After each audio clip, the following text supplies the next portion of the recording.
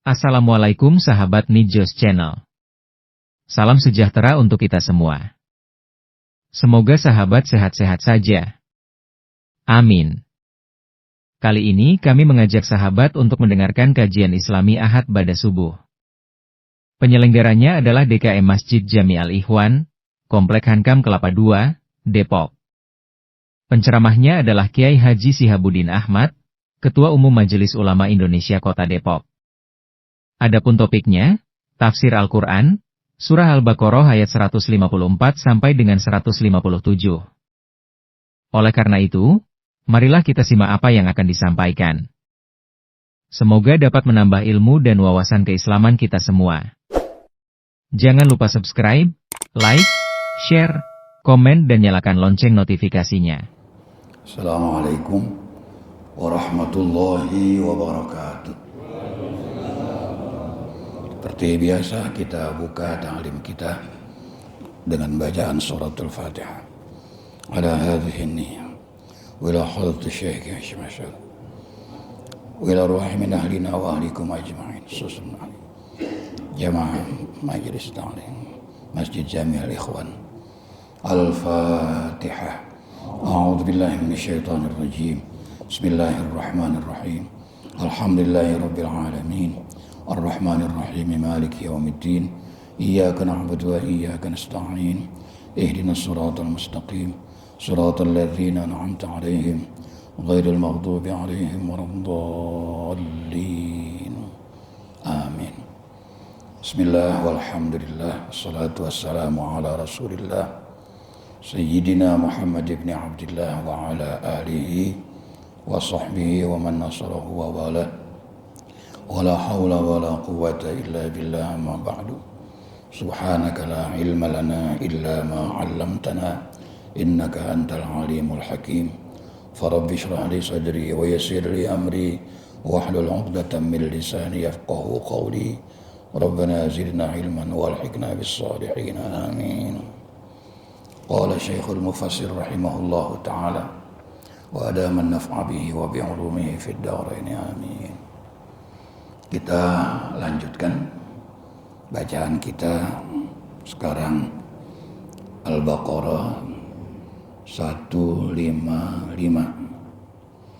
Pada taklim yang lalu kita telah disuguhkan firman Allah tentang orang-orang yang mati syahid. Allah katakan, wala taqulu liman yuqtalu fi sabilillahi amwat ya, fi sabil amwat bal ahya'un walakin la tash'urun. Jangan engkau katakan orang yang wafat meninggal dalam jalan Allah, orang-orang yang mati syahid, jangan katakan dia mati. Bal ahya'un, padahal dia hidup. Tapi walakin la tash'urun, engkau tidak menyadarinya. Karena hakikat kehidupan mereka beda dengan hakikat kehidupan di dunia. Hidup itu bergerak dan tahu. Itu hidup. Dan mereka hidup di sisi Allah. Mereka juga bergerak dan mereka tahu. Bahkan mereka lebih tahu dari kita. Jadi kita melakukan aktivitas di dunia ini, dia tahu. Salah satu dari sekian banyak. Kalau kita ziarah ke makam, ke kuburan orang tua kita atau siapa saja, orang mukmin, kan kita disunahkan membaca salam. Assalamualaikum ya ahlal kubur atau ya ahlad diyar minal muslimin wal muslimat wal mu'minin wal mu'minat anta lakum sabiqun wa nahnu lakum lahiqun. keselamatan atas engkau. Alaikum itu orang kedua, saya, kamu, mereka. Ini keselamatan atas engkau. Berarti ada di situ. Nah, jadi Allah dalam beberapa hadis disebutkan orang yang berziarah kubur, ruhnya itu yang sudah di alam ruh namanya Illiyin, itu didatangkan oleh Allah ke kuburan itu untuk menjawab salam. Orang yang bersalam di kuburnya, dia jawab salam kita. Ketika kita assalamualaikum, umpama kita kepada orang tua kita, assalamualaikum ya abi atau ya ummi, dia jawab salam kita. Dia dengar salam kita, tapi kita tidak dengar jawaban salam dia. Kalau kita diperdengarkan jawaban dia, kabur kita. Assalamualaikum ya ahlal kubur.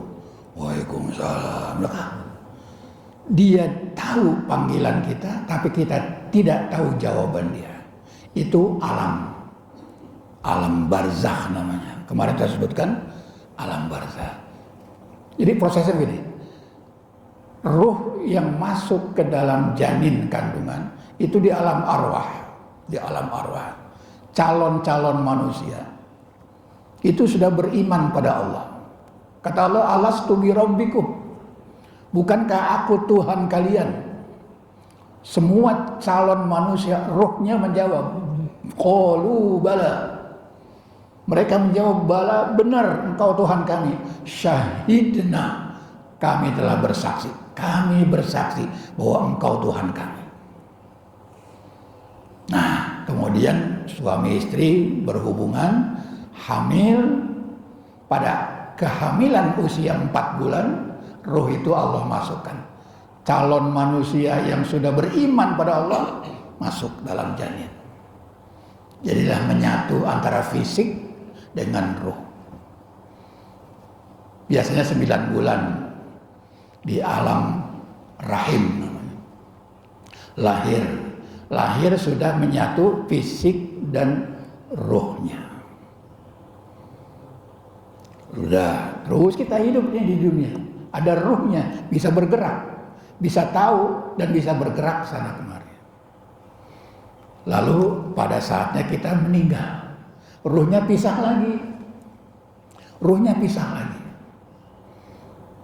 Dia namanya orang yang beriman masuk ke dalam kelompok Illiyun, tempat yang tinggi, berkumpul di sana. Orang yang kafir masuk ke dalam Sijjin. Makanya di sana di dalam hadis Nabi ada nikmat kubur, ada siksa kubur. Bagi yang beriman sudah mulai mendapatkan kenikmatan-kenikmatan, walaupun nanti kenikmatan yang hakiki adalah di surga. Sudah mendapatkan. Nah, nanti pas hari kiamat, berapa lama dia dalam kubur, dalam barzakh, tergantung Allah. Ya. Pas hari kiamat, iza zulzilatil ardu zilzalaha, al-qari'ah atau mal-qari'ah, banyak tentang hari kiamat. Iza waqa'atil waqi'ah, tentang hari kiamat. Nah, dunia hancur, dunia fana. Lalu ruh yang tadinya menjadi satu dengan fisik kita balik lagi. Sudah berpisah, kita meninggal, balik lagi dia dengan jasad kita untuk mempertanggungjawabkan perbuatan kita di hadapan Allah Subhanahu wa taala. Kumpullah di padang mahsyar, tempat berkumpul. Udah jadi satu lagi, kita ini ya kita. Kemarin ketika meninggal terpisah. Itu proses perjalanan ruh sampai kita masuk surga dengan kenikmatan-kenikmatan. Nah, orang yang meninggal karena mati syahid, jangan kau katakan dia mati, dia hidup. Dalam ayat yang lain, dia hidup dan diberikan rezeki oleh Allah. Di sini dia hidup, kamu nggak menyadari bahwa dia hidup. Jadi hakikat kehidupan di alam barzakh berbeda dengan kehidupan, hakikat kehidupan kita. Intinya mereka bergerak tahu, orang yang hidup bergerak tahu. Jadi kalau di sana istilahnya melihat nomena, kalau kita cuma fenomena saja. Itu kehidupan hakikatnya. Nah, setelah Allah menerangkan tentang kehidupan di alam barzakh tadi, sekarang Allah mengatakan, menyerangkan tentang hakikat kehidupan kita di dunia. Ini hakikat kehidupan kita di dunia. Bismillahirrahmanirrahim. Walanabluwannakum bisyai'im minal khawfi wal ju'i wa naqsim minal amwali wal anfusi wath thamarat wa basyiris sabirin. Walanabluwannakum, ini dalam sumpah, demi nabluwa, kami akan uji. Ada nun taukid lagi belakangnya, ada sumpah, ada nun taukid. Jadi mana? Dan demi sungguh kami, kata Allah, akan menguji kalian. Pakai fi'il mudhari. Mudhari adalah untuk sekarang dan seterusnya. Jadi kita selama hidup pasti akan diuji oleh Allah Subhanahu wa taala. Diuji. Jadi selama hidup kita mendapatkan bahan-bahan ujian yang harus kita isi. Singkatnya, bahan ujiannya ada yang nikmat, ada yang enggak nikmat. Ada yang senang, ada yang susah. Itu kehidupan. Dua-duanya ujian. Kalau kita dapat nikmat, kita bersyukur, contrengannya syukur, insya Allah lulus. Kalau tidak dapat apa-apa, kita contreng sabar, insya Allah menang, lulus kita. Jadi ujian-ujian yang kita dapatkan, senang, susah, enak, gak enak, itu dua-duanya ujian. Cuma sayang kita biasanya ujian itu kalau nggak punya apa-apa. Kalau uang banyak nggak berasa diuji, wah padahal berat itu. Lebih berat punya pangkatnya tinggi, jabatannya tinggi, duitnya banyak, itu lebih berat ujiannya. Dikemarin lagi duit, ya duitnya banyak, akhirnya buat macam-macam. Gitu.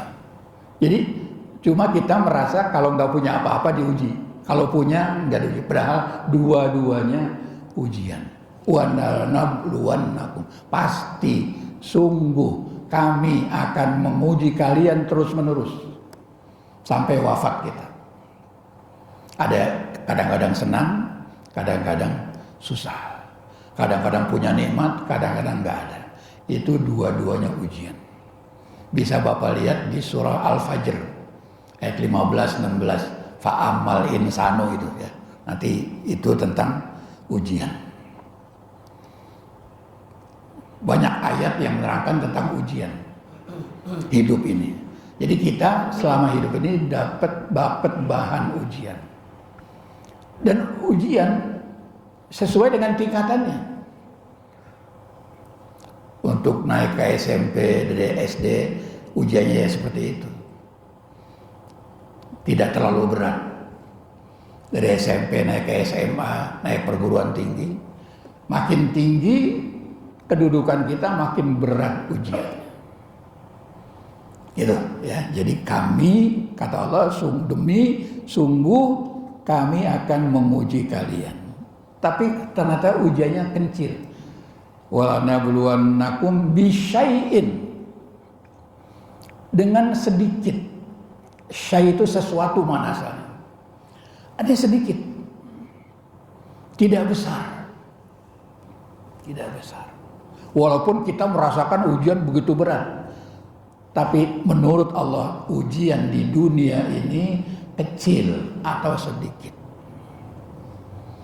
Dari sisi mana kita melihatnya? Betapapun besarnya kita rasakan ujian, betapa beratnya, dia sedikit atau kecil dibandingkan dengan imbalan dan ganjaran pahala yang Allah berikan pada kita kalau kita bersabar. Bahkan orang yang sabar pahalanya kan nggak terbatas. Di ayat lain Allah katakan innama yuwaffas sabiruna ajrahum bighairi hisab.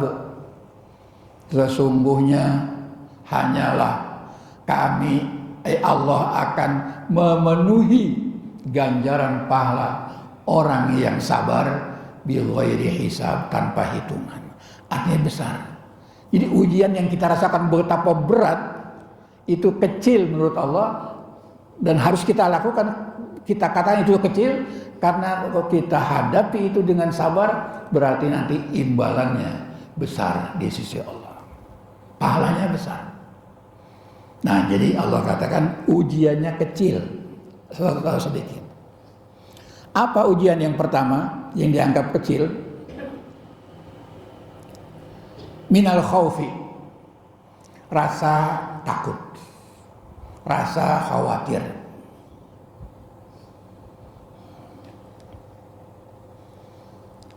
Rasa khawatir itu menyangkut keresahan, rasa takut resah.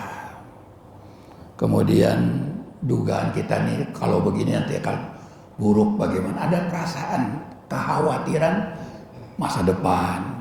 Itu kekhawatiran termasuk ujian Allah. Ujian kecil gitu ya. Walaupun kita anak banyak, sekolahnya bagaimana, ada kerasa resah. Itu ujian yang pertama Allah katakan. Yang kedua, wal ju'i, rasa lapar, keinginan yang meluap untuk makan tapi nggak ada yang dimakan. Itu namanya ujian juga. Kalau yang pernah mondok di pesantren ya, itu ujian lapar sering. Dulu zaman saya nyantren itu ngirim, minta uang udah habis, minta kirim surat, seminggu baru sampai di sini. Orang tua saya kirim, seminggu baru sampai ke sana. Nungguin duit datang itu di wesel, sampai kelaparan habis.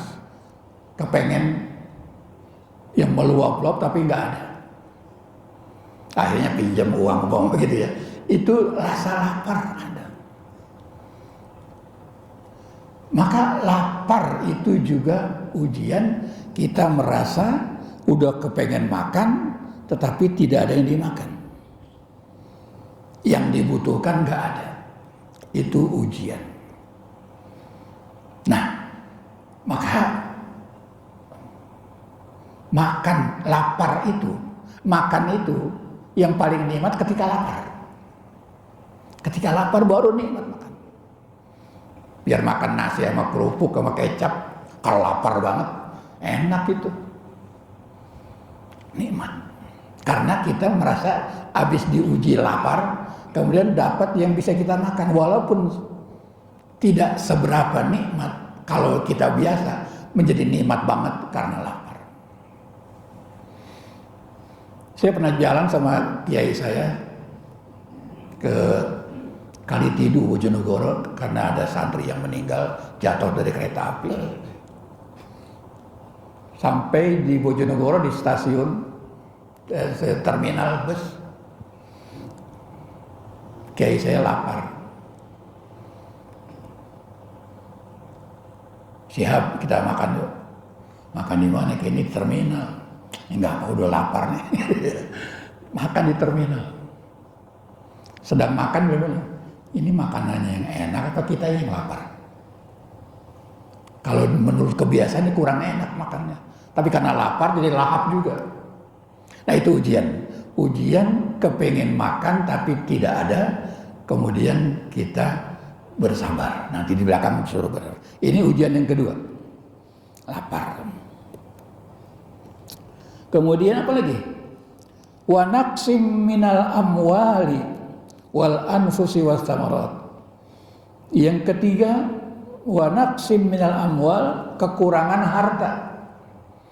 Kita punya harta dicuri, dirampok, dibegal, umpama, itu kekurangan harta. Atau sedang dagang, nauzubillah, jangan sampai bangkrut, itu kekurangan harta. Wal anfusi, dan jiwa ini meninggal, ditinggal mati oleh orang yang kita cintai, ditinggal mati oleh orang yang kita sayangi, berarti itu juga termasuk ujian dari Allah, dan itu kecil menurut Allah. Karena menurut Allah kecil, ya kita anggap kecil juga. Nanti sebab nilainya, nilai pahala ganjar Allah dalam menghadapi musibah ini atau ujian ini akan lebih besar. Wal anfusi, yang terakhir was samarat, dan buah-buahan. Kita punya kebun luas, buahnya nggak ada, itu juga ujian. Atau buah bukan secara nyata, buah dari hasil kerja kita hilang, itu ujian. Jadi sungguh kami akan menguji kalian terus-menerus dengan sedikit kekhawatiran, rasa lapar, kekurangan harta, kekurangan jiwa atau hilang meninggal, wasamarat, dan buah-buahan. Kebun yang begitu luas biasanya berbuah, tapi tahun ini tidak berbuah, itu sedang diuji kita.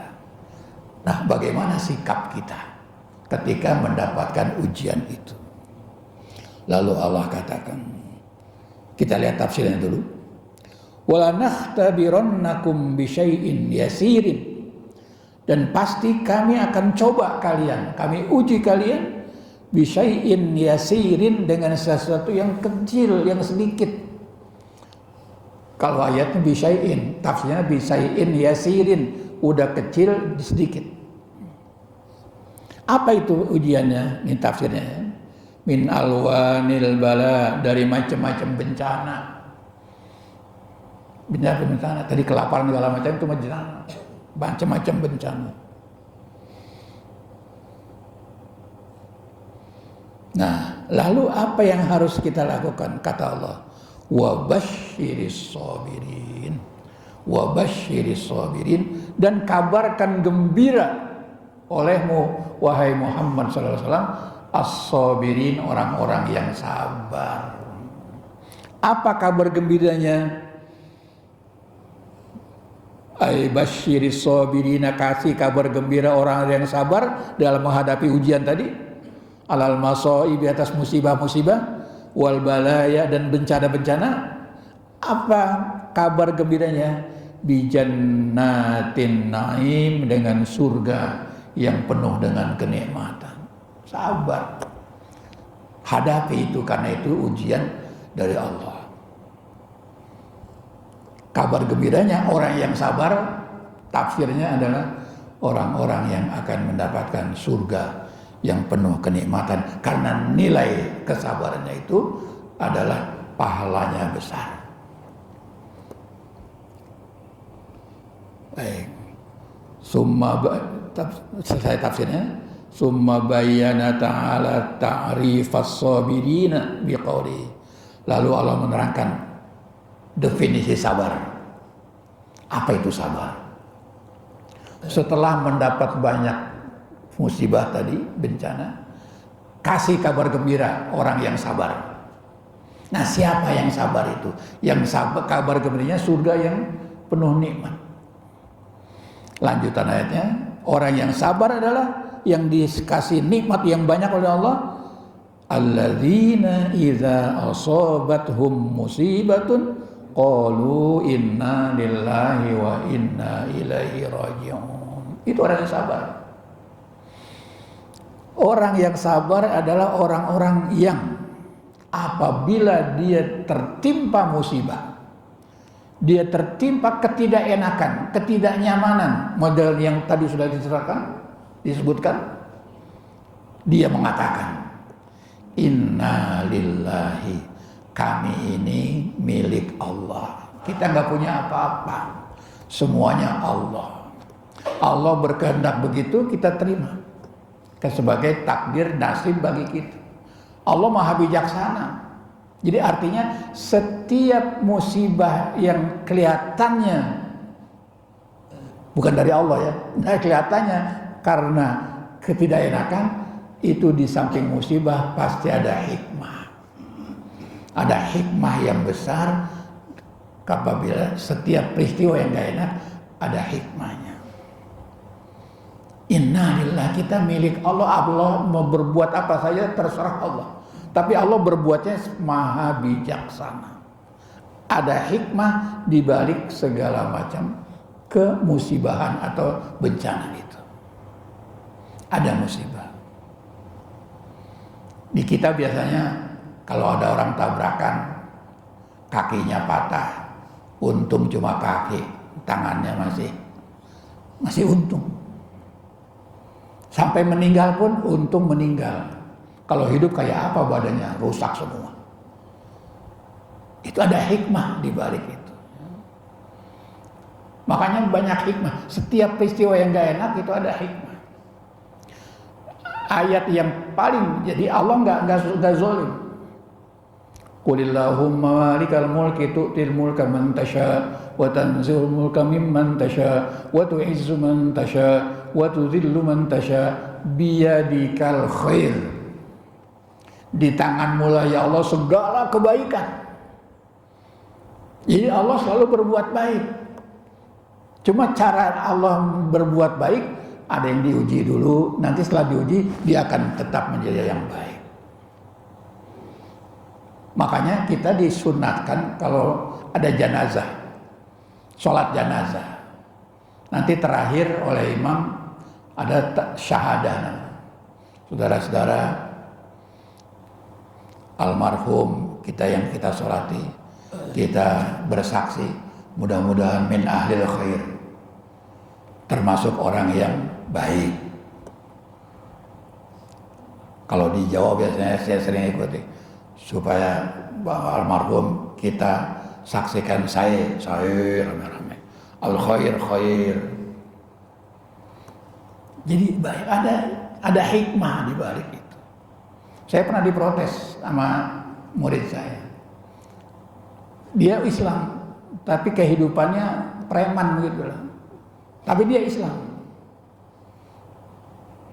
Saya bilang, hadirin, mudah-mudahan almarhum yang kita sholati min ahlil khair. Khair, kok orang kayak gitu nggak ada ahlil khair? Iya, itu khair. Khair itu bagus. Mendingan dia mati daripada hidup masih dosa terus. Khair, mati khair. Itu biyadikal khair, di tanganmu lah segala kebaikan.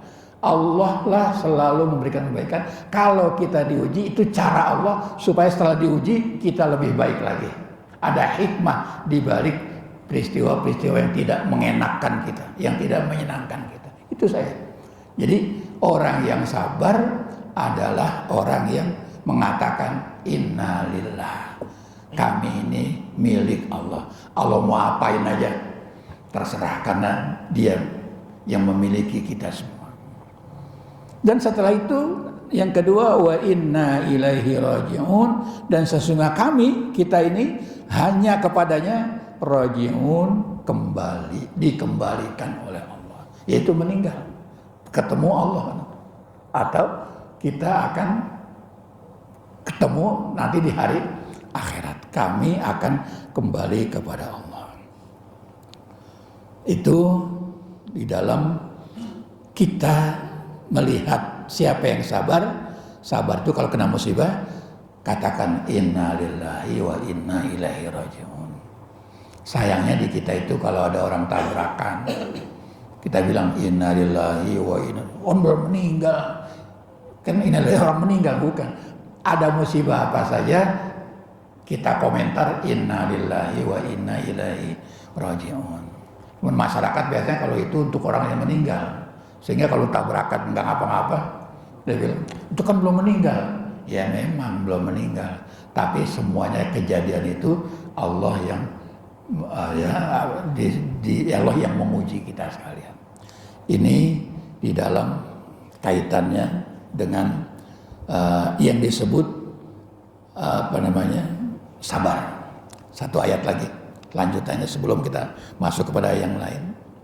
Nah, orang-orang yang sabar yang apabila ditimpa musibah dia serahkan ke Allah, dia pasrah kepada Allah, karena dia tahu semua ditakdirkan oleh Allah, semua milik Allah, dia yang punya, mau diapain aja itu terserah Allah. Nah kalau kita begitu, ulaika alaihim shalawatum mir rabbihim wa rahmah wa ulaika humul muhtadun. Mereka itulah mereka yang sabar tadi ketika dapat musibah. Alaihim, pada mereka, shalawatum mir rabbihim, mendapat keberkahan dari Tuhan mereka. Keberkahan, sholawat itu berkah. Berkah apa? Berkah limpahan pengampunan, Allah ampuni gitu. Berkah mengganti yang lebih baik. Dengan musibah itu kita akan diberi keberkahan. Kalau kita sabar, berkah akan mendapatkan ganti yang lebih baik. Kalau sekarang punya anak kita meninggal, pasti nanti ada anak lagi lebih baik daripada. Mungkin kalau anak ini dewasa menjadi tidak baik, maka Allah ambil itu. Allah ambil, harus meninggal, sehingga nanti Allah akan mengganti. Itu namanya sholawat. Orang yang sabar ketika mendapat musibah, dia akan diganti dengan keberkahan-keberkahan. Wa rahmat al-ulaika alaihim sholatu min rabbihim wa rahmatun, dan mendapatkan rahmat. Rahmat itu kasih sayang. Allah akan sayang, lebih sayang pada orang yang sabar tadi. Wa ulaika humul muhtadun, dan mereka itulah orang-orang yang mendapat petunjuk. Orang yang mendapat petunjuk yaitu orang-orang yang sabar tadi. Tafsirnya ulaikal mausufuna bima dzukira, orang-orang yang disifati dengan tadi, diuji dengan takut, dengan lapar, dengan segala macam, itu lahum sanaun, untuk mereka pujian, wa tamjidun, dan kemuliaan, wa rahmatun minallah, dan kasih sayang dari Allah.